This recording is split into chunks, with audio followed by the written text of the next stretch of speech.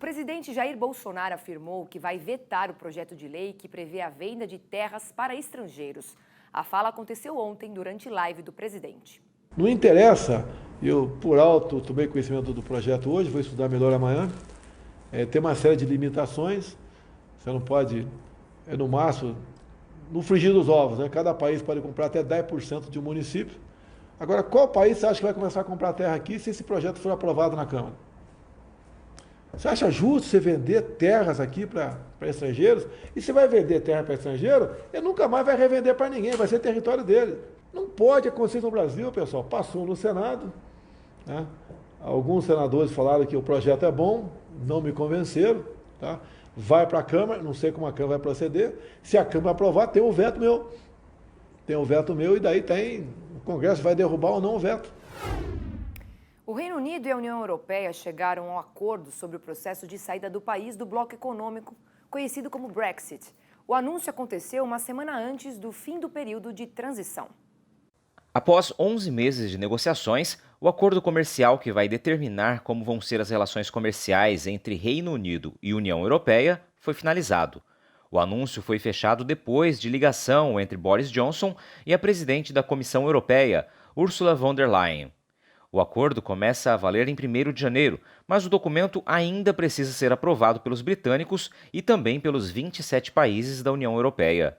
Vale lembrar que o Reino Unido deixou oficialmente o bloco econômico em 31 de janeiro deste ano, mas continuou aplicando normas durante um período de transição que termina em 31 de dezembro.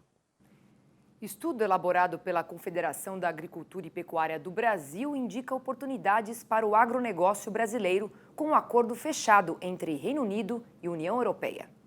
A proposta do Reino Unido simplificou ou reduziu tarifas globais de importação sobre 563 produtos do agronegócio. Destes produtos, a CNA avaliou que 50 trazem oportunidades de negócio ao Brasil. O estudo indica que a tarifa para a compra de frutas, como limões, foi reduzida de 25,8% para 12%. Sobre uvas, caiu de 17,6% para 14%. Para maçãs, também foi reduzida de 27,2% para 8%. Para cacau em pó, a tarifa foi zerada. Mesma aplicação feita para a importação de vinho. Itens como fios de seda e algodão, sorgo de grão, farinha de milho, couros e peles inteiros de bovinos ou de equídeos também tiveram tarifas zeradas. Segundo o levantamento, um dos setores mais beneficiados é o de óleos essenciais, que tiveram as tarifas zeradas para todos os produtos. De acordo com a CNA, o Brasil é um importante fornecedor do produto ao Reino Unido, representando no ano passado 33,4% do fornecimento total aos britânicos. E você sabia que os ambientes controlados na agricultura mantêm as condições ideais para o desenvolvimento das culturas? Pois é, a gente descobre os benefícios desta inovação agora no boletim AgriEvolution.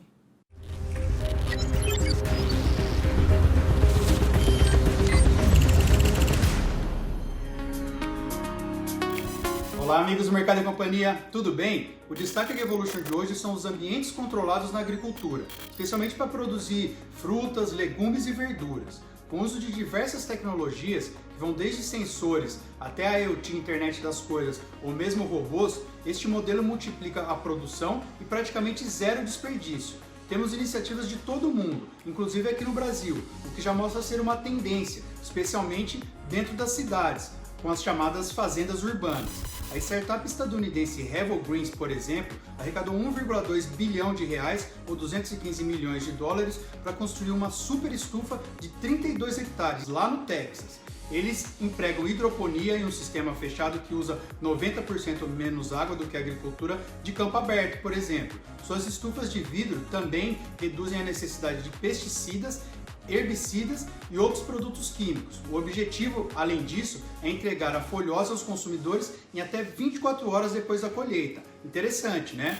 O conceito de ambientes controlados também vale para iniciativas bem mais originais, como a da Pink Farms, que fica aqui em São Paulo. Eles usam luz de LED para produzir diversos tipos de folhosas, como alface, rúcula, couve, microgreens e outras. São toneladas por semana, sem uso de defensivo e economia de até 95% da água para produtos, segundo a Agtech, mais crocantes e saudáveis. O modelo de negócio foi bem recebido por consumidores, mercados e restaurantes e eles até estão ampliando as instalações. Interessante, né? Se a luz de LED em hortas urbanas indoor já é bem diferente, imagine produzir no fundo do mar, pois é justamente isso que o italiano já está fazendo.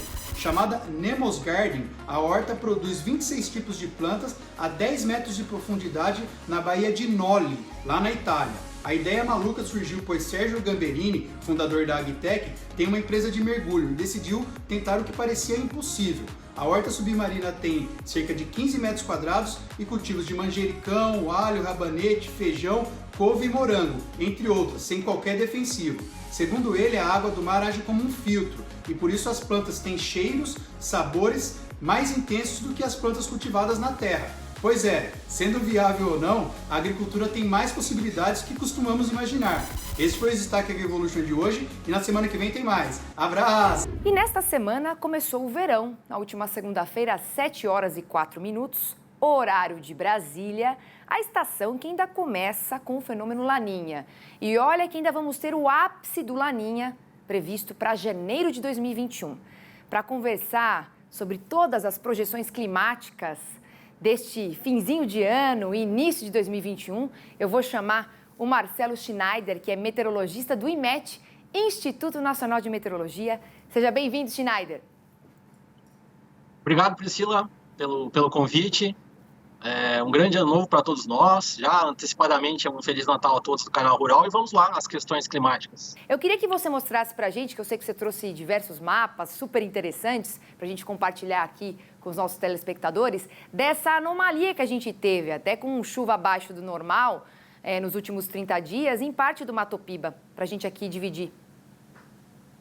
Só para complementar, apesar da temperatura realmente ser uma das mais intensas da anomalia fria no Pacífico Equatorial, a oscilação sul ela não está tão intensa. A oscilação sul é a gangorra de pressão. A variável de pressão atmosférica, que é outro componente do Laninha, não está tão intensa. Então, isso pode ser uma outra causa de não ter atingido diretamente a chuva na região nordeste. Priscila, mas a tela ali número 1, ela mostra a anomalia de precipitação, o que faltou de chuva nesse último trimestre. A gente lembra bem o calorão, toda a questão dos incêndios, a falta de chuva, o problema, principalmente algumas culturas de trigo, soja, o milho sofreu muito.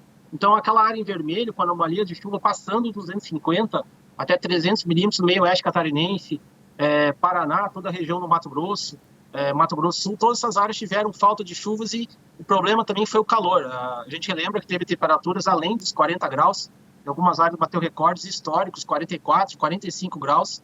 Então, esse foi o problema dessa primavera. Além de ter faltado chuvas, né, o calor excessivo fez que aumentasse a evaporação, então a gente sabe, o agricultor já conhece. Calor com falta de chuvas faz com que a umidade rapidamente caia a níveis bem críticos, como aconteceu até o mês de novembro. Quero que você traga para a gente as projeções do que a gente pode esperar, tanto nesse primeiro quanto nesse segundo trimestre de 2021, com essa questão desse fenômeno que vai atuar, principalmente agora na finalização da safra de soja e também na hora da colheita. Será que vamos ter muitas invernadas, por exemplo? Tem pelo menos uma notícia boa quando a gente fala de Nordeste, ali na região do Mato Piba, bem no oeste da Bahia, pega o sul do Maranhão, sul do Piauí, o leste do Tocantins, então bem naquele triângulo, o quádrupla divisa ali dos estados, tem uma previsão de boa chuva agora, Priscila, no final do mês. A gente pode ver a tela 4, já estamos falando de previsão, que é a chuva prevista agora para esses dias antes do final do ano. Então, depois aqui do dia 25, 26, 27, a gente já vai ter um alinhamento de chuvas, que a gente chama um canal de umidade, ou a zona de convergência do Atlântico Sul, e essas áreas de Minas, né, principalmente centro-sul de Minas, pega Goiás, Tocantins, toda essa região do Mato Grosso, a região ali muito produtora de Juína-Juara, ao norte do Mato Grosso, na divisa com o sul do Amazonas e Pará, essas áreas devem ter volumes. Tu falas de invernária, talvez, então, nesses próximos dias, né, no início aí de final do ano para início de janeiro, a gente tem uma sequência de praticamente 10 dias com chuvas consecutivas e aquela região, principalmente de Goiás para o oeste, do Mato Grosso, aquelas regiões podem ter sim a invernada, pode ter dias consecutivos sem sol, temperatura mais amena em função da falta de radiação solar, mas, por outro lado, vai ter umidade suficiente para armazenar durante a estação. Dá para esperar também um pouquinho mais de chuva no Paraná, porque a gente sabe que para o Rio Grande do Sul e Santa Catarina a situação corta de novo, não é isso? Sim, Priscila. O mês de janeiro deve ser um dos meses mais chuvosos ali entre Santa Catarina e Paraná.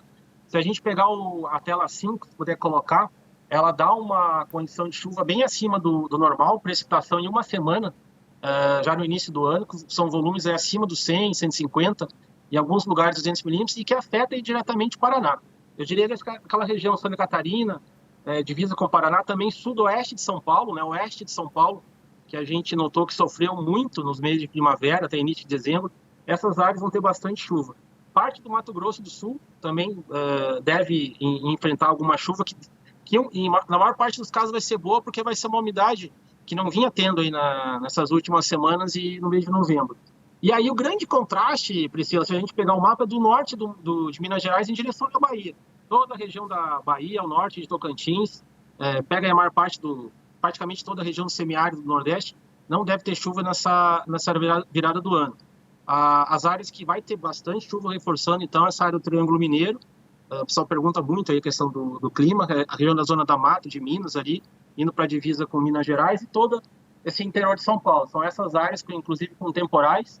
Se não vão ter chuva todos os dias, ela deve ter várias regiões com aquelas chuvas de final de tarde, com acumulados aí diários passando de 30 a 40 milímetros. Dá para valer, então, aquela máxima que a gente tem também do Laninha, né? Que o atraso de chuva que a gente tem, inclusive, no início da primavera, depois, até se a gente tem uma continuidade dessas instabilidades depois, né? O que demorou para regularizar, lá para frente, pode também ser risco de invernada, por exemplo, na colheita, Marcelo? Tem sim. Antes de detalhar, Priscila, para os próximos meses, eu quero te mostrar ali os mapas do Laninha, se puder mostrar, claro, sem perder a sequência aqui, o mapa 6, né? Que aí volta na questão principal. Tudo que for azul ali no mapa, na região do Pacífico Central e também subtropical, são condições de água fria. E o que a gente falou lá no início, para justificar a falta de chuvas em parte do Nordeste, é aquela área do Atlântico Norte, ao norte ali do Maranhão, ao norte do Ceará, ao norte do Rio Grande do Norte, que tem uma área um pouco mais quente nas águas do Atlântico Norte. Então, naquela região, com águas mais quentes, elas traduzem em chuvas mais constantes na área litorânea, mas nem sempre na área mais central, incluindo a região do Mato Piba. Pelo menos a notícia boa, Priscila, que na costa ali da região Nordeste, indo até a região sul do país, a gente tem a temperatura do oceano acima do normal. Então, isso quer dizer que pelo menos em parte da estação, depois que a gente vê os mapas em seguida, a gente vai ver que pelo menos a situação deve, se não melhorar em fevereiro, mas pelo menos em parte de fevereiro, principalmente março, para o pessoal lá do Nordeste deve melhorar a situação. Falando em termos de previsão do Laninha, Priscila, o mapa 7 ele nos dá um indicativo até quando, né, vai o Laninha. A projeção é que ele atinja realmente o auge nesse final do ano, início de janeiro, mas possa decair rapidamente, viu? Deve perder a intensidade rapidamente aí nos meses de fevereiro, março e abril. A última previsão que nós temos, a mais confiável, tanto do centro americano quanto outros centros australianos, do Bureau de Meteorologia, indicam aí o término do Laninha para entre abril e maio. Então, o nosso indicativo é que pelo menos aí no final do verão, no início do outono, ainda tem Laninha, mas com uma intensidade bem menos intensa do que a gente está tendo agora. O que o nosso produtor rural pode esperar dos prós e dos contras para a segunda safra, por exemplo, de milho e também para a finalização da colheita, por exemplo? Essa previsão aí, sim, ela leva em consideração não só o que está acontecendo com o Laninha lá no Oceano Pacífico, mas também, principalmente, a temperatura aqui do Atlântico na costa. A região do Nordeste e também parte do Sul. A própria região Sul, Priscila, nessa época do ano, entre janeiro e fevereiro, se o Laninha ele não tem uma atividade tão direta, o próprio Atlântico Norte tem uma influência na umidade, que vem lá da Amazônia, passa pelo Mato Grosso do Sul e vem pela região Sul. Consequência disso, janeiro deve ter então chuva, continuar com essa chuva que já teve agora no final de dezembro, aí no meio oeste catarinense, então deve continuar com chuva acima do normal. Na maior parte da região Sul, a gente pode ver os mapas de cima, que são os mapas oficiais da previsão do IMET, e ao mesmo tempo ele coloca aquela área mais seca, entre Minas Gerais e a Bahia, como a gente comentava anteriormente. Para o mês de fevereiro, já muda um pouco, começa a mudar um pouco o quadro no sul do Brasil, volta o risco de ter uma estiagem, ou continuar a estiagem na fronteira do Rio Grande do Sul, diria até centro do estado gaúcho. Aquela região, Priscila, aliás, toda a fronteira oeste, Campanha, ao sul ali de Santa Maria, pegando a região de Bagé e fronteira com o Uruguai, aquela região deve ter falta de chuva durante os 3 meses, mas principalmente a partir de fevereiro, aquela região deve voltar a piorar as condições. Quando a gente olha para o centro do Brasil, para o mês de fevereiro, detalhando de novo a previsão, surge um problema ali com o nordeste de São Paulo, na divisa com o sul de Minas. Essa região deve ter um período de um mês aí com menos chuvas e elevação na temperatura. Certo. Olha, Marcelo Schneider, meteorologista do IMET, Instituto Nacional de Meteorologia, eu quero agradecer a sua participação aqui nesse Natal e já deixar claro que para mim é um presente dividir aqui com você o Mercado e Companhia deste dia 25 de dezembro de 2020. Um grande abraço. Da mesma forma, Priscila, novamente, obrigado pelo convite. Um grande abraço a todos os telespectadores e um Feliz Natal para ti e todos os telespectadores do Canal Rural. Até a próxima, Priscila. Até a próxima. Sentiu falta de algum conteúdo? Acesse canalrural.com.br.